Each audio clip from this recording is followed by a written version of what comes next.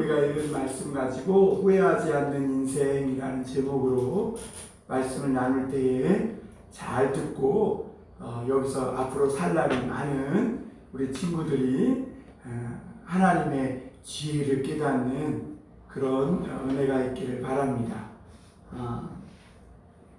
사람들에게 행복하십니까? 라고 물어보면 많은 사람들이 과거와는 다르게 훨씬 더 잘 삶에도 불구하고 행복하다고 하는 사람들이 많지 않다 그래요. 왜 그럴까? 행복의 조건이 옛날보다 훨씬 더 좋아졌는데 왜 사람들은 행복하지 못할까? 어떤 이 국제 리서치 회사에서 세계 행복 지수를 조사를 했대요. 그런데 이 행복 지수 조사를 했는데 가장 행복할 가능성이 있는 나라가 어느 나라로 뽑혔냐면 스위스라는 거예요. 스위스는 좋은 경치와 또 국민소득이 4만 불이 넘어가고, 그러니까 세계 최고 수준이죠. 그리고 이 스위스는 사회 인프라가 잘 갖춰져서 의료 혜택이라든지 레저 활동이라든지 국민들이 행복하게 살 수 있는 모든 여건이 잘 갖춰져 있다는 거예요. 그런데 이 스위스가 이 모든 행복의 조건들을 잘 갖췄음에도 불구하고 행복 지수는 41위로 평가됐대요. 그럼 1위가 어디냐? 어디겠어요? 방글라데시였대요. 방글라데시는 스위스랑은 비교될 수 없을 만큼 세계에서 가장 빈민국이에요. 가난한 나라예요. 행복의 조건이라고는 눈 씻고 찾아봐도 없을 정도로 그렇게 참 힘들고 가난한 나라가 방글라데시예요. 그게 참 희한하죠. 행복의 조건을 잘 갖추고 있는 스위스라는 나라는 행복지수가 41위인데 행복의 조건을 갖추지 못한 어떻게 보면 가난하고 제일 불행할 것 같은 방글라데시는 1위라는 거예요. 그래서 치아인가요? 미하이 교수님이라는 이분이 몰입의 즐거움이라는 책에서 이런 이야기를 했대요. 사람이 언제 가장 행복하냐? 몰입할 때 행복하잖아요. 몰입. 여러분 드라마 볼 때 몰입하면 엄청 행복하죠. 다른 거 생각 안 나요. 그것만 생각나죠. 그리고 그것에 빠져서 있으면 시간 가는 줄 모른다는 거예요. 사람의 행복감이 거기에 있다는 거예요. 그런데 오늘날 많은 사람들이 왜 행복의 조건을 잘 갖추고 있음에도 불구하고 행복하지 못하냐면 장래에 대한 이런 불안함, 두려움 이런 것들이 있다는 거예요. 사회가 급변하면서 경쟁이 치열해지고 사람들과의 경쟁에서 낙오되면 언제 내가 낙오될지 모른다는 이런 불안과 두려움 때문에 그 모든 행복의 조건을 가지고 있어도 불안하고 두렵다는 거예요. 그러니까 이런 여러 가지를 살펴볼 때 사람의 이 행복이라는 것이 마음의 문제에 달려있구나. 그래서 인생을 많은 사람들은 내가 어렸을 때는 무슨 꿈이 있고 청소년기에는 뭘 하고 청년기에는 막 공상을 꾸면서 이렇게 살아요. 그런데 나중에 장년기를 지나고 어른이 돼서 인생을 끝날 때쯤 보면 인생이 별로 남는 것이 없는 거예요. 그러니까 많은 사람들이 인생은 더덥다 그러고 허무하다 그러고 거울 앞에 서서 주름살 지고 나이 먹은 자기 얼굴이 낯설고 그러면서 굉장히 허탈하고 공허한 이런 마음을 느낀다는 거예요. 그러니까 나이 먹어서 채워지지 않는 그 인생의 허탈함을 채우기 위해서 사람들이 자꾸 어디로 와요? 여행 가고 다른 거에 낚시하고 어떤 춤추고 이런 것에 몰입하고 살아간다는 거예요. 오늘 2020년도 가만히 생각해 보면 어느새 우리가 중반으로 왔어요. 시간은 공평해요. 시간은 사람을 차별하지 않아요. 어떤 사람에게는 빨리 흐르고 어떤 사람에게는 느리게 흐르고 그러지 않아요. 오늘 우리는 1월부터 9월의 마지막 날까지 오늘 이렇게 누구나 다 공평하게 살아온 거예요. 그런데 여러분, 오늘 우리가 오늘까지 살아오면서 무엇을 위해 살아왔나 좀 생각해 볼 필요가 있어요. 세상에서 돈이나 출세를 목적으로 살아가면요, 그 사람은 반드시 후회하는 인생을 살아가게 돼요. 어떤 사람은 남녀 간의 사랑을 뜨겁게 하면 그래도 뭔가 인생에 남는 것이 있지 않을까 이렇게 생각해서 마치 사랑이 인생의 전부인 것 마냥 막 살아가요. 특히 청년들이 그러죠. 그런데 이 사랑도 금방 식어요. 그래서 우리는 이렇게 사랑했다, 그러다 이렇게 죽노라, 뭐 위로는 될 수 있겠지만, 그런데 그 사랑조차도 지켜내지 못하고 중간에 헤어지고 파탄나는 가정들이 얼마나 많은지 몰라요. 그러면 정말 우리가 어떻게 살아야 인생이 행복하고 가치 있는 인생이 될까 하느냐는 것입니다. 오늘 6절을 보면 전도자가 이렇게 한탄해요. 그가 비록 천년의 갑절을 산다 할지라도 행복을 보지 못하면 마침내 다 한 곳으로 돌아가는 것뿐이 아니다. 우리가 천년의 갑절을 살아도, 그러니까 2000년, 3000년을 살아도 행복을 맛보고 살아가지 못하면 결국 결과는 다 똑같다는 거예요. 죽는다는 거예요. 죽음으로 돌아간다는 거예요. 무덤에 묻혀서 어두운데 햇빛도 보지 못하는 그런 영원한 죽음으로 끝난다는 거예요. 그래서 전도자는요, 오늘 6장 1절에 보면 이렇게 말합니다. 한번 볼까요? 내가 해 아래서 한 가지 불행한 일이 있는 것을 보았나니 이는 사람의 마음을 무겁게 하는 것이다. 그러니까 이 세상에는요, 사람을 불행하게 하는 것이 있는데, 그래서 이 전도자는 이 마음이, 사람의 마음을 무겁게 하는 것이 이 세상에 있다. 그래서 천년의 갑절을 살아도 그 문제를 해결하지 못하면 어떻게 되는 거예요? 결국엔 불행하고, 오늘 전도자는 그 불행한 인생을 뭐에 비유하냐면 낙태되어서 아예 이 세상에 나오지 못하고 죽은 자로 이렇게 비교하는 것을 볼 수 있어요. 그보다도 못하다는 거예요. 이 세상에 태어나서 사람의 마음을 무겁게 하고 불행하게 하는 그 한 가지가 있는데, 그것을 깨닫지 못하면 차라리 태어나지 못하고 낙태된 자보다 못하다. 인생의 때는요, 다 소중해요. 지금 우리 초등학생은 초등학생 때, 청소년은 청소년의 때, 청년기는 청년의 때, 다 소중해. 그때의 즐거움을 누려야 되는 거예요. 그런데 요즘 부모들은요, 자녀에 대한 욕심이 많아서 막 학원을 뺑뺑이 돌리고, 조금도 어린애 아이들에게 해찰하고 뭔가 막 꿈을 꾸며 뭔가 자유롭고 창조적인 생각을 하며 기발한 이 생각지도 못하는 막 말로 떠들어대면서 살 수 있는 그런 기회를 안 줘. 그런데 우리 집 자녀들은 마음껏 떠들고 생각할 수 있는, 자기만의 놀이를 할 수 있는 시간이 많은 것 같아요. 그런데 여러분도 생각할 것이 뭐냐면, 그런 시간을 차가운 기계를 끌어안고 사는데 소비해버린 것 같아요.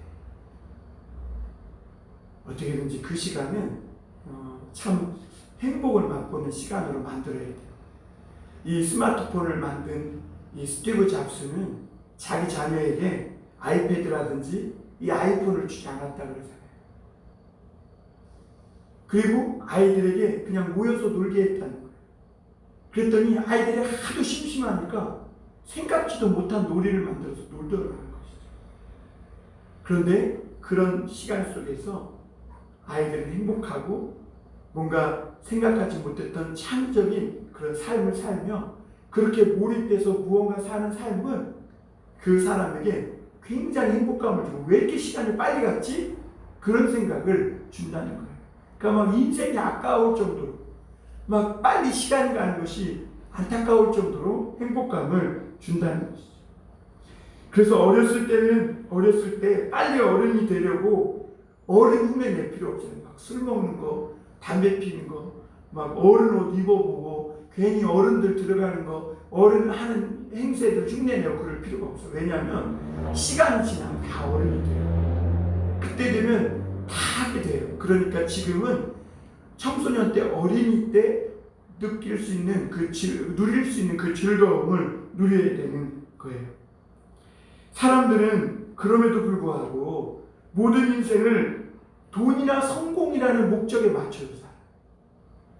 그래서 자기 인생을 몽땅 돈의 재단에, 성공 재단에 갖다 바치는 거예요. 그래서 인생의 가치를 찾지 못해요. 마치 돈 많이 벌면, 성공하면 거기에 인생의 모든 가치가 있을 것처럼 그것만 쫓아 산다는 거죠. 그런데 그렇게 살았던 수많은 사람들의 결론이 뭐냐면 허무하다는 거예요. 후회 없는 인생을 위해서는 그렇기 때문에 사람의 생각이나 능력, 지식을 뛰어넘는 그런 무엇이 필요한데, 그것이 뭐냐면 하나님의 도움을 받는 거예요. 하나님은요, 시간에 매이지 않아요. 우리의 과거, 현재, 미래를 다 내다보고 계세요. 그래서 이 하나님의 도움을 받으며 사는 사람은 행복해요. 설령 과거가 내가 조금 잘못된 선택을 해서 잘못된 고통스러운 상처받은 그런 과거를 끌어안고 있어도 하나님은 하나님 앞에 나아가는 그 과거를 치유해 주세요. 그리고 혼란스러운 현재에서 내 인생의 길을 찾을 수 있게 해주세요. 그리고 애매하고 모호해서 불안하고 근심 염려에 휩싸여서 현재를 불행하게 살아가는 갈 수밖에 없는 그런 인간의 인생을 하나님께서는 그 하나님을 믿으면 희망과 소망을 주셔서 오늘을 뭔가 가치 있게 만들어가는, 내일을 준비하는, 꿈꾸는 그런 사람이 되게 하세요. 전도자는 우리 인생을 불행하게 하고 마음을 무겁게 하는 것이 있다고 하면서 그것이 무엇인지 깨닫고 오늘부터 이 후회 없는 인생, 정말 세상에서 모든 재물과 부유와 존귀를 다 가졌어도 결국에는 불행하게 살 수밖에 없는 그 문제가 어디 있는지를 깨닫고 오늘부터 후회 없는 삶을 살라고 우리 권면해 주고 있는 거예요. 첫째로, 열심히 돈을 벌었지만 쓰지 못하는 재물이 있다는 거예요. 오늘 1절, 2절, 우리 2절만 한번 같이 읽어볼까요? 2절 시작. 어떤 사람은 그의 영혼이 바라는 모든 소원에 부족함이 없어 재물과 부요와 존귀를 하나님께 받았으나 하나님께서 그가 그것을 누리도록 허락하지 아니하셨으므로 다른 사람이 누리나니 이것도 헛되어 악한 병이로다. 인생에 악한 병이 있는데 그것이 뭐냐면 열심히 일하고 막 몸부림치고 자기 인생을 마치 갖다 바치듯이 해서 재물과 부요와 존귀와 이 모든 것을 다 얻었는데 이것을 하나도 누리지 못하고 그렇게 죽는다는 거예요. 그것이 인생에 있는 악한 병이라는 거예요. 우리는 돈이 좀 많았으면 좋겠다 이렇게 생각해요. 그래서 돈 염려 없이 마음껏 좀 쓰면서, 그리고 돈이 많으니까 남도 좀 팍팍 집어주면서 좋은 일도 하면서, 그렇게 돈이 많으면 내 인생이 더 가치 있는 일을 위해 이렇게 돈 쓰며 살지 않을까 이렇게 생각합니다. 그런데 여러분, 죄성이 있는 이 인간의 이 죄의 본능은요, 막상 돈이 있으면 어떻게 하냐면 어떻게든지 자기만을 위해서 쓰게 되고요, 육체적인 어떤 인간의 욕구를 만족시키는 대로 이 돈을 사용하는데 길이 나 있다는 거예요. 그래서 결국은 이 사람은 돈을 많이 가졌어도 하나님을 모른 채 준비되지 못해 이 마음이 거듭나지 못하면 결국에는 이 죄를 이기지 못하고 그 많은 돈을 가지고 가치 없게 돈을 쓰다가 인생도 그렇게 망가지게 됩니다. 전도자는 오늘 재물과 부요와 존귀를 받았지만 가지고만 있지 하나도 누리지 못하는 사람이 많다는 거예요. 왜냐하면 이것도 하나님이 누리게 하셔야 누린다는 거예요. 이 말은 무슨 말이에요? 재물과 존귀와 부요를 얻는 것도 중요하지만 무엇보다 하나님을 아는 것이 중요해요. 그래야 그런 것들을 제대로 누리며 살 수 있어요. 여러분, 누리며 산다. 누리다라는 것은 뭐냐면 발견한다는 거예요. 그게 무슨 말이냐면 하나님이 내게 주신 것이 얼마나 소중하고 가치 있고 얼마나 하나님의 은혜로 주어진 것인지를 깨닫고 그것을 발견해서 이 다른 사람들과 함께 베풀며 나누며 좋은 일에 사용하며 사는 그런 삶을 누리며 산다, 이렇게 말하는 것이죠. 그런데 문제는 뭐냐면 사람들은요, 돈을 모아도 자꾸 미래를 생각해서 쌓아놓으려고만 한다는 거예요. 마치 미래에 내가 이 돈도 없으면 큰일 날 것 같아가지고 현재 이 돈을 쓰는 것에 인색하고 착하고 선한 일에 또 가치 있게 쓰는 것에 인색하다는 거예요. 그래서 이 돈을 아까워서 가지고만 있지 아까워서 쓸 줄 모른다. 그래서 부자는 되지만 누리지 못하고 사는 거예요. 그래서 여러분, 돈은 많이 가지고 있다고 해서 가치가 있는 게 아니에요. 돈은 가치가 있고 없고가 아니에요. 중립적이에요. 지난주에 얘기했죠. 돈 안에는 모든 것이 다 들어있다고. 그래서 돈으로 이 가치를 사야 되는 거예요. 좋은 일에 쓰고 사용해야 되는 거예요. 이 돈이 많다고 자기를 위해서만 쓰면 결국에는 그 사람은요, 돈 많은 구두쇠, 자기밖에 모르는 쫌생이, 이런 말을 듣지 전혀 존경을 받지 못하고 누리지 못하는 거예요. 오늘 이 전도자는 열심히 벌어서 많은 돈을 얻었지만 하나도 누리지 못하는 이런 악한 병이 있다. 저도 옛날에 어떤 한 분이 좋은 금강구들을 선물해 줘가지고 아끼고 아꼈어요. 그러다가 모처럼 아는 분이 돌아가셨다 그래서 장례식장에 신고 갔는데 신발을 누가 올라다 신고 가버릴까. 그러니까 제대로 한번 신어보지도 못하고 과도하게 아끼다가 제대로 빛나는 구두 한번, 편안한 구두 한번 신지 못하고 도적질 당한 거죠. 재물을 많이 버는 것도 좋지만 그것을 어떻게 사용하느냐에 따라서 사람의 인생이 달라진다는 거예요. 아유, 목사님, 일단 돈이라도 많이 있었으면 좋겠네요. 지금 그거 모르는 게 아니에요. 근데 우리가 준비가 되어야 된다는 거예요. 내가 돈이 많이 있을 때 그때 나는 어떻게 살아갈 것인가. 왜냐하면 돈이 많이 주어진 다음에는요, 그런 마음이 준비가 안 된다는 거예요. 그래서 오늘 내가 뭔가 풍성하게 막 많은 재물을 모으지 못했을 때 지금 그런 마음을 하나님으로부터 준비해야 돼요. 전도자는 그래서 사람이 물건이나 재물 이런 자리에 너무 의미를 두기 때문에 막상 돈을 많이 벌고 높은 자리에, 힘 있는 자리에 올라가고 그러면 그것들을 제대로 사용하지 못한다는 거예요.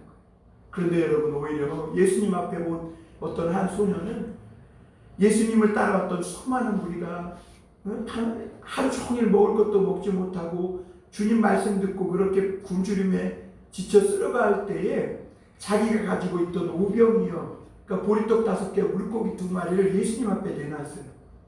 그랬더니 그걸 가지고 그 굶주린 수많은 사람들이 먹고 12광줄이나 남는. 그러니까 이 소녀는 굉장히 어머니가 자기를 위해 먹으라고 싸주신 이 도시락을 그렇게 사용하니까 굉장히 그 삶이 아름답고 또 성경에 기록되기까지 그렇게 하나님께서 그 어린 소년의 삶을 축복해 주시는 것을 보게 돼요. 사람의 가치는 그 사람의 영혼에 달려있지 그가 얼마나 소유했느냐, 그가 얼마나 많은 재산을 갖고 얼마나 높은 자리에 있느냐.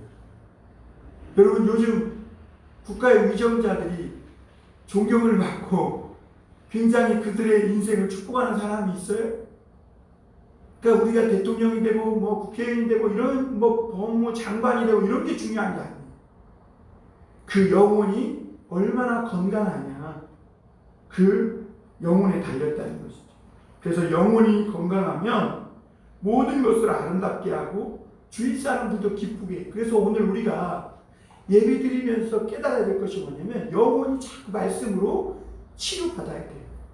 그것은 어떤 특정한 사람만 얘기하는 게 아니라 모든 인간은 죄인이기 때문에 영혼이 병들어져 있거든요.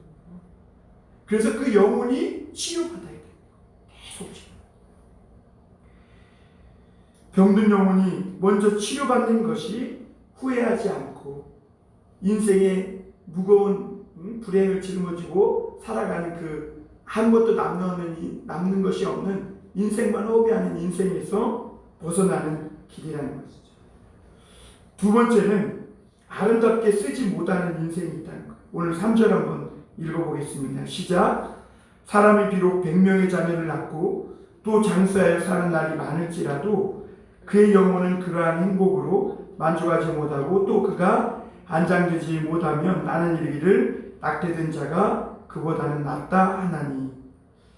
오늘날의 이 관점에서 보면 100명의 자녀를 낳는 것이 별로 축복받지 못한 인생 같아요. 그러나 당시 고대사회 관점에서는 많은 자녀를 낳는 것이 큰 축복이었거든요.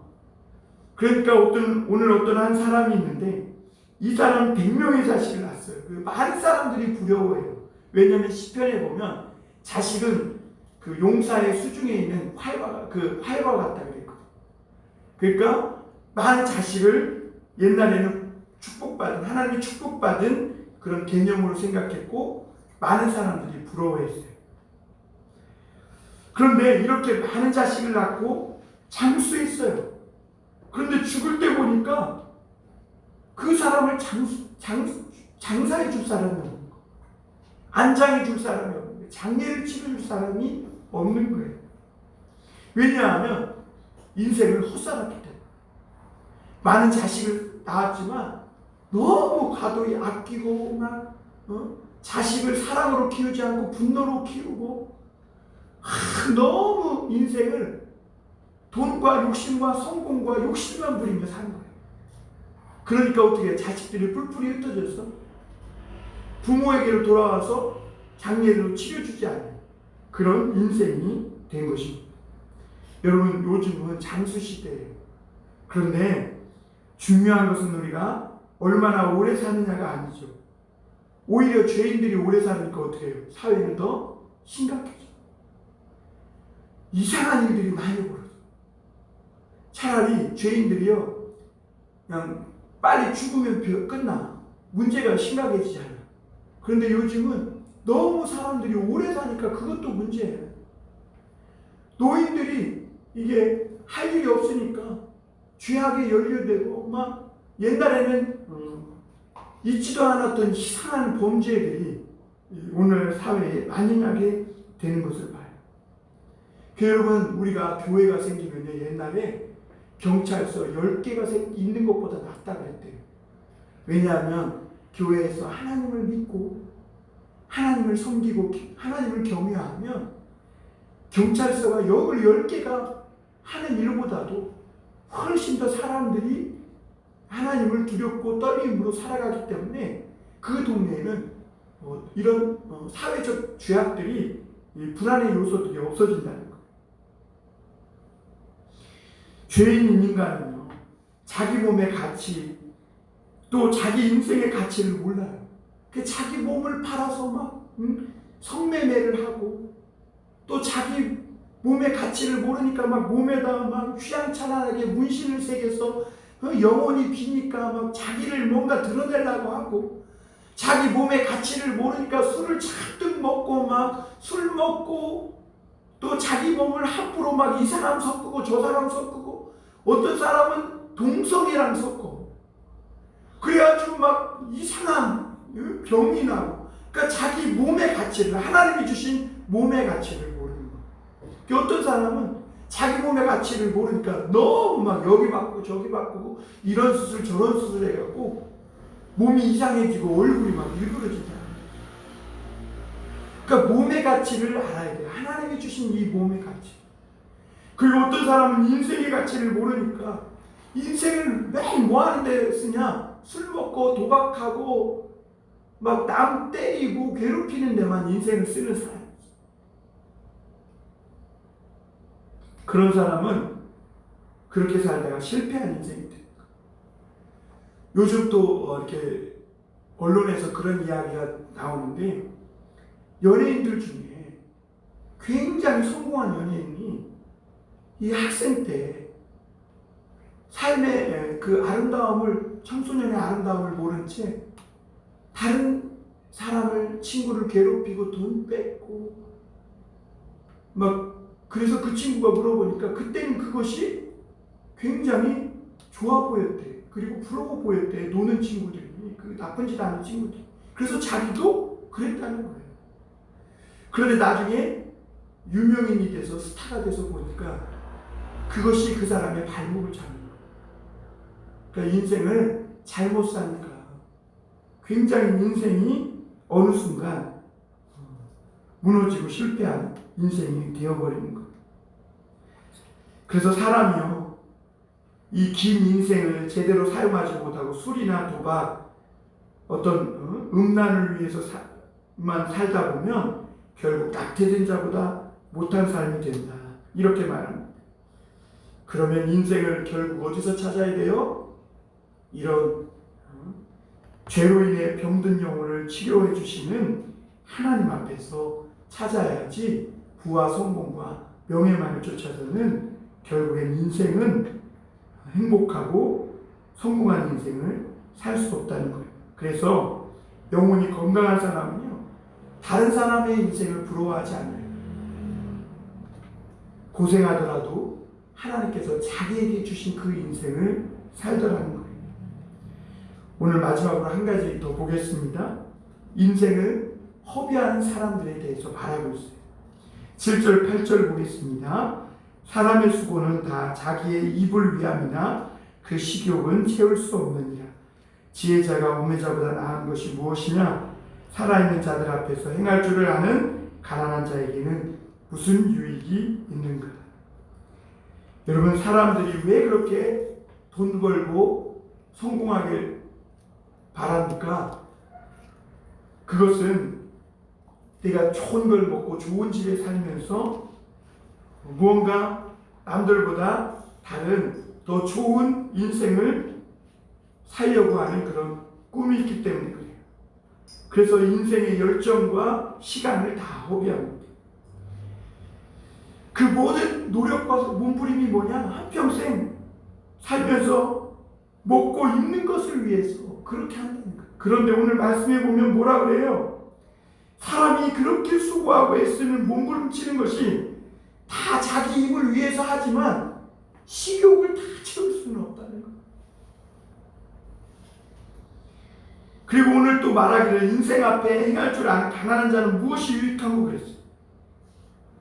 어떤 사람은요, 많이 배우지 못하고 또 많이 가진 것은 없지만 인간의 됨됨이는 괜찮은 사람이 있다는 거예요.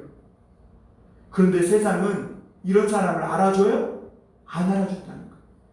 세상은 못됐어도 실력 있고 잘난 사람을, 돈 많은 사람을 알아준다는 거예요.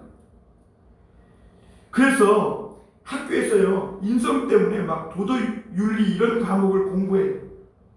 그래서 열심히 외워서 좋은 점수를 막 올려요. 그런데 인성이 변해요? 도덕윤리 100점 맞았다고 해서 인성 변하는 사람 봤어요? 없죠. 그러니까 어떻게 보면 인생은요, 뭔가 열심히 공부하고 막 하지만 써먹지 못할 공부만 하다가, 그리고 그 배운 걸 가지고 겨우 밥벌이 하며 살아가는 그런 삶을 살다가 인생을 허비하게 된다는 거예요. 그것이 인생의 근본인데, 전도자는 그런 인생 말고 완전히 다른 인생이 있는데, 그것은 하나님을 만나고 하나님으로부터 내 영혼이 건진받아서 거듭나는 그 인생이 있다는 거예요. 그러니까 새로운 인생은 어디에서부터 출발하느냐? 하나님을 만나는 데서부터 새로운 인생이 출발하고, 우리 인생이 후회하지 않는 인생을 살려면 거기서부터, 하나님을 만나 우리 영혼이 새로워지는 데서부터 시작해야 한다는 거예요. 오늘 9절에 보면 이렇게 말합니다. 눈으로 보는 것이 마음으로 공상하는 것보다 나으나 이것도 헛되어 바람을 잡는 것이로다. 사람은 공상으로 뭐든지 다 할 수 있을 것 같아. 내가 공상으로 막 주식 투자해서 엄청난 돈을 벌고, 내가 사업을 해서 막 엄청난 사업을 막 해서 돈이 막 돈다발이 들어오는 이런 막 꿈을, 다 공상으로는 뭐든지 다 할 수 있어. 내가 돈이 많으면 해외에 가서 막 교회도 짓고 뭐 선교도 하고 좋은 일도, 생각으로는 다 할 수 있다는 거예요. 그러나 현실은 달라요. 우리 인생은 공상이 아니라 현실이에요. 그래서 현실적으로 행복을 찾아야 하는데, 하나님은요 현실적으로 행복을 찾는 길이 있다고 말씀해 주고 있습니다. 그것이 뭐냐면 공상이 아니라 믿음을 가진, 하나님을 믿는 믿음을 가진. 히브리서 11장 1절에 보면 믿음은 바라는 것들의 실상이요 보지 못하는 것들의 증거니, 이렇게 말씀하고 있습니다. 물론 믿음을 가졌다고 저절로 다 되지 않아요. 믿음이 있다고 공부할 자도 안 하고 놀기만 하는데, 스마트폰만 쳐다보는데 좋은 점수 나오지 않아요. 이제 뭐 시험이 앞인 사람들은 세계에서 들으세요. 믿음을 가졌다고 해서 내가 영어 공부 하나도 안 하는데 저절로 막 입에서 영어가 나오고 영어 점수 100점 받고 그러지 않는다. 그러나 우리가 먼저 믿음을 갖게 되면요, 먼저 우리 자신이 변화돼요. 내가 정말 하나님께 믿음이 있다면, 나는 이렇게 살아서는 안 되겠다 하는 그런 하나님이 새 마음과 새 영을 우리 속에 부어주세요. 그리고 그 믿음으로 살면 하나님이 우리의 현실을 변화시켜주세요. 그래서 믿음이 있는 사람은 다른 인생을 살아가요. 헛된 생각을 품으면서 아무것도 하지 않고, 마치 내가 생각하는 것이 내 삶에 펼쳐지기만을 바라는 그런 허황된 인생을 살지 않아요. 그리고 내가 지금 가진 것이 없다고 불평하지도 않고, 가진 것이 많다고 교만하지도 않아요. 하나님을 믿는 믿음이 있으면 그 하나님이 내 인생의 정답이시기에 그 하나님을 믿고, 가난한 사람은 더 열심히 하나님으로 인해 노력하며 살게 되고, 가진 것이 많은 사람은 이 모든 것이 하나님이 주셨다고 믿기 때문에 베풀고 나누면서 살게 되는 거예요. 세상은 헛된 공상을 가지게 해요. 그러나 하나님은 오늘도 우리에게 우리가 가진 믿음을 통해서 일하고 계세요. 세상은 헛된 것을 위해 한평생 살아가려고 말하지만, 믿음은 아니라 성공과 많은 재물을 취하고 존귀와 부귀를 얻는 것이 목적이 아니라는 거예요. 영원하고 가치 있는 것을 추구하며 사는 것이 인생이라고 말씀해 주고 계세요. 하나님이 우리에게 멋진 인생을 주셨어요.